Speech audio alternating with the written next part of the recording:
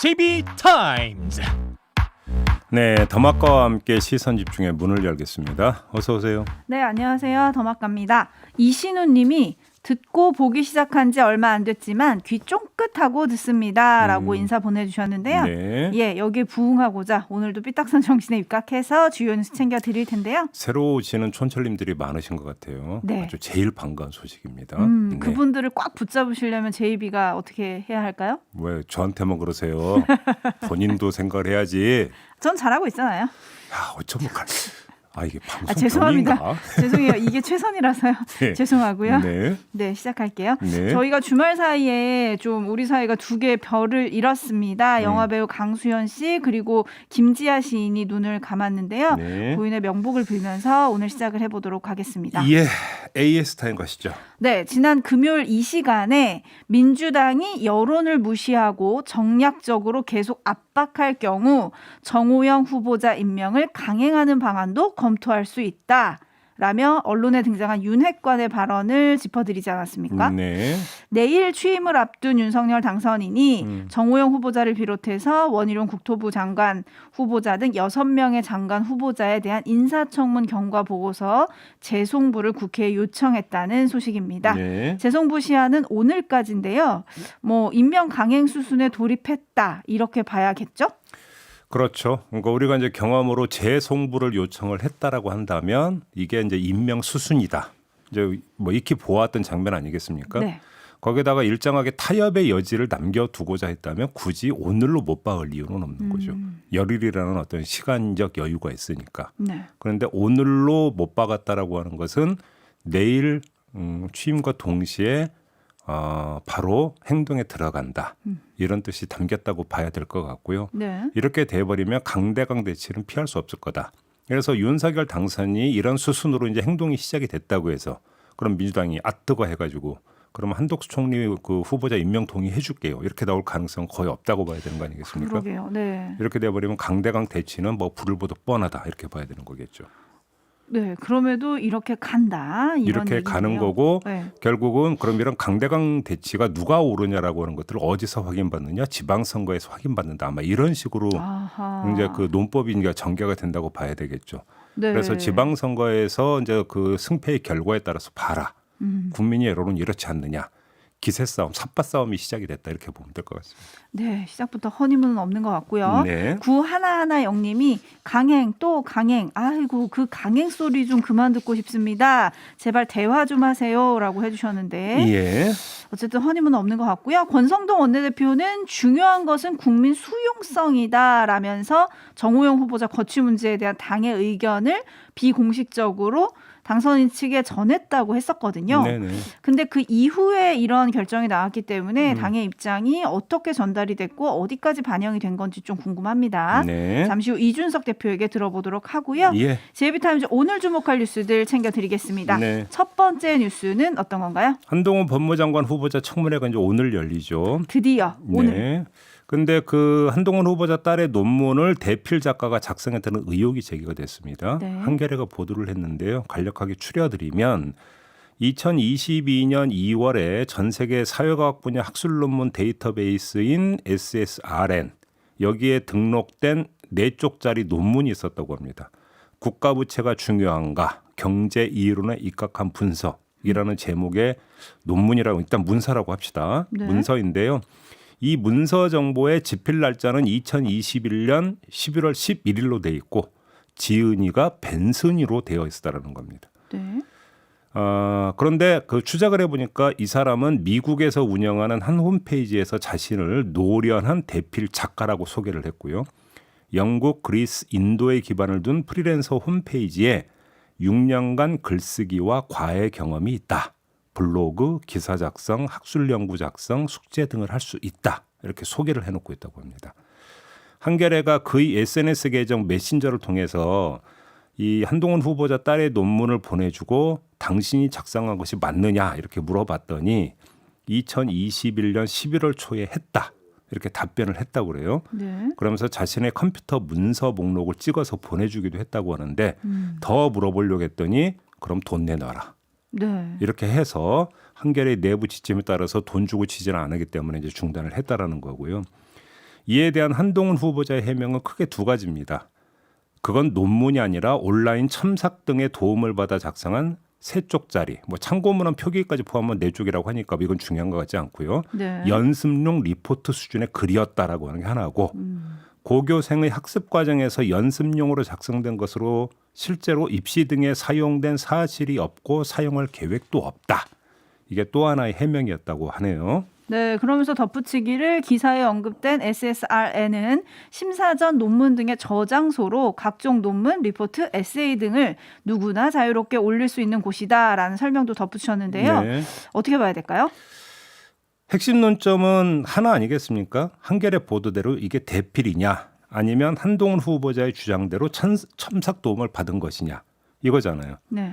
이 문제를 가리기 위해서 두 갈래 접근법을 설정할 수가 있을 것 같은데요. 첫 번째는 상식의 길인데 한동훈 후보자 주장대로 첨삭 도움 수준이었다면 왜 굳이 해외에서 도움을 받았어야 할 이유가 뭘까? 저는 이게 좀 그 설명이 필요하다고 보는데요. 딸이 다니는 학교가 국제학교라면서요. 네. 그러면 문법과 어법의 문제는 학교에서 충분히 커버해 줄 수 있는 거 아닙니까? 내용의 전문성?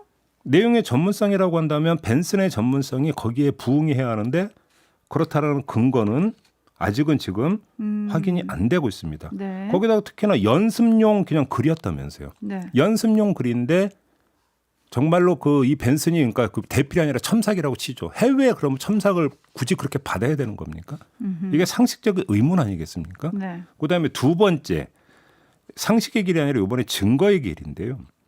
한동훈 후보자의 주장대로 첨삭 도움을 받은 거라면 벤슨이 첨삭하기 전에 원본 파일이 있을 거 아닙니까? 아하. 딸이 작성한 원본 파일이 있을 거 아니에요. 그러니까 네. 원본을 보내줘서 거기서 첨삭을 받은 거 아니겠어요? 네. 그러면 이 원본 파일을 제시하면 되는 거잖아요. 어허. 한동훈 후보자의 주장에 따르면 에세이 수준의 글조차 이런저런 사이트에 올릴 정도로 관리가 철저했던 딸 아닙니까? 그러면 원본 파일을 갖고 있을 가능성은 충분히 있다고 봐야 되는 거 아니겠어요? 그걸 공개한 뒤에 그 문서 정보를 찾아보면 벤슨이 그러면 첨삭하기 전에 딸이 원본을 작성했다는 기록이 있는지를 찾으면 되는 거잖아요. 네. 어렵게 갈 이유가 없지 않습니까?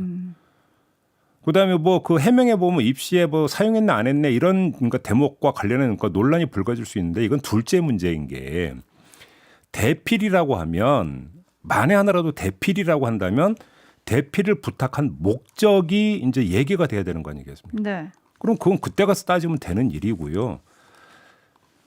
더불어 이 점도 꼭 말해야겠는데 대필 여부가 입시 상관성을 가를 뿐만 아니라 제가 볼 때는 시점의 의미도 가를 것이다. 저는 이 점이 더 중요하다고 보는데 시점이요? 해당 문서가 작성된 시점이 언제입니까? 2021년 11월이라는 거잖아요. 네. 조국 수사가 있고 난 지 2년 뒤의 일이거든요.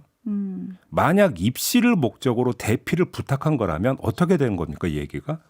조국 수사를 지휘한 사령탑이 자신이 처벌에 나선 입시 비리와 비슷한 행태를 버젓이 저질렀다는 얘기로 연결이 되는 거잖아요. 네. 의혹이 왜 심각한지 왜 대필 여부를 규명해야 하는지를 웅변하는 게 바로 이 시점이거든요. 사실은 따지고 보면. 네. 한동훈 후보자는 해명을 하면서 후보자가 관여한 바 없는 점을 강조했던데 100번 양보해서 그렇다 치더라도요. 다른 것 몰라도 후보자가 무슨 수사를 했는지는 가족도 알 거 아닙니까? 그렇게 봐야 되는 거 아니겠습니까? 그래서 저는 2021년 11월에 라는 어떤 시점에 주목하는 이유가 여기 있고요. 만약 이것이 대필로 연결된다면 문제는 심각해진다. 네. 이런 이야기가 되는 거죠. 네. 오늘 한동훈 후보자의 청문회에서 이에 대한 속 시원한 해명이 나올지 좀 지켜보도록 하겠습니다. 촌철님들 반응이 좀 뜨거우신데요. 네. 일단 케이트주님, 벤슨 오히려 유명해질까 걱정이에요. 라는 의견 보내주셨고요. 7728님, 인터넷 베스트 댓글이 인상적이더군요. 학생이 가방 검사에서 담배가 나왔는데 안 팔 건데요? 라고 하는 거랑 뭐가 다르냐 이런 의미인 것 같고요. 입시에 사용한 적이 없다라는 걸 가지고. 네. 6490님, 윤 당선인이 말한 상식과 공정 어디 있습니까? 고1 학생이 논문 10개요. 우리 딸 어떡하지? 라면서 눈물을 보내주셨고요. 네. 파구 데스와님, 첨삭을 국내 업체도 아니고 케냐인한테 받았다고요? 라고 물음표 보내주셨고요.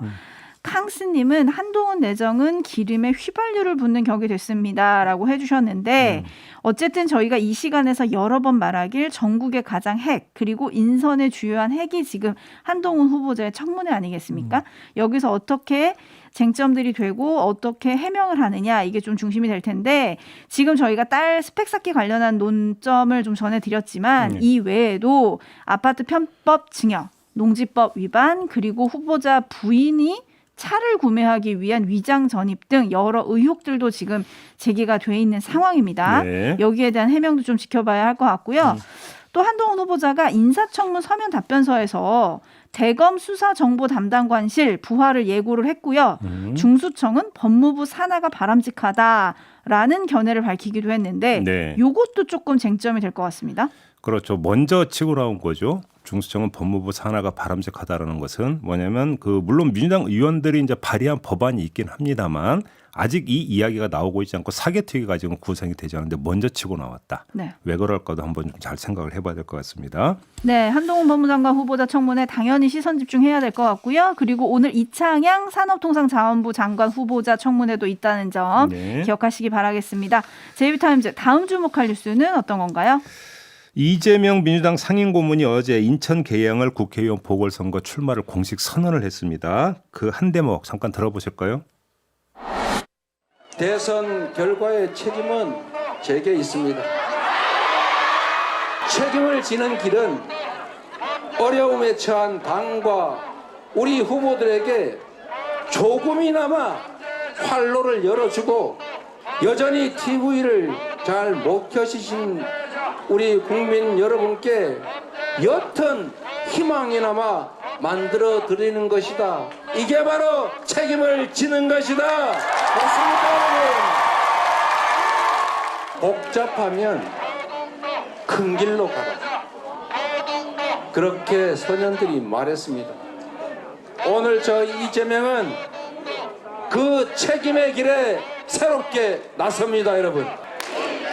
저의 모든 것을 던져서 인천부터 승리하고 전국 과반 승리를 반드시 이끌겠습니다. 네, 출마 어떻게 평가해야 될까요?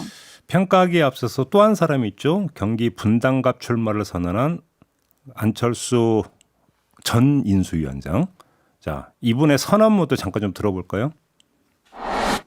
도민과 시민의 심판을 피해 아무런 연고도 없는 안전한 곳으로 가는 것은 주민에 대한 참담한 배신 행위이자 정치에 대한 무책임의 극치입니다. 주민의 이익 대신 자기 편 먹여 살리기에 골몰하고 하라는 일은 안 하고 하지 말아야 할 일을 저지른 뒤 도망치는 세력 심판해야 합니다.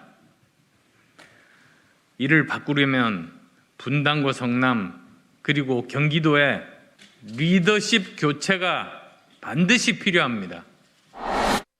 네, 바로 이게 포인트인데요. 그냥 안철수 지금부터 후보라고 하겠습니다. 안철수 후보는 이재명 고문을 정조준하고 있는 거 아니겠습니까? 네. 경기가 보궐선거는 물론이고 경기지사 선거까지 이재명 심판 선거로 끌고 가겠다 이런 전략을 이제 분명히 밝히고 있는 거잖아요. 그러면 이 지점에서 질문이 하나가 성립이 되는 건데요.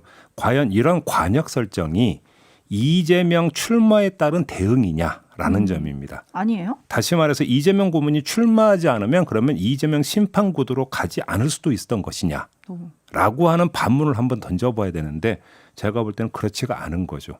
왜 그러냐면 최소한 경기지사 선거에 있어서는 대장동, 백현동 이 문제를 계속 제기를 하면서 이재명의 성남시정, 이재명의 경기도정 심판론을 띄울 거라는 것은 거의 모두가 예상했던 일 아니겠습니까? 네. 일단 이 점 하나를 봐야 되고요. 또 하나 지난 대선에서 인천 지역의 득표를 보면 이재명 후보가 조금 더 받긴 했는데 1.8%포인트의 아주 간발의 차였거든요. 네.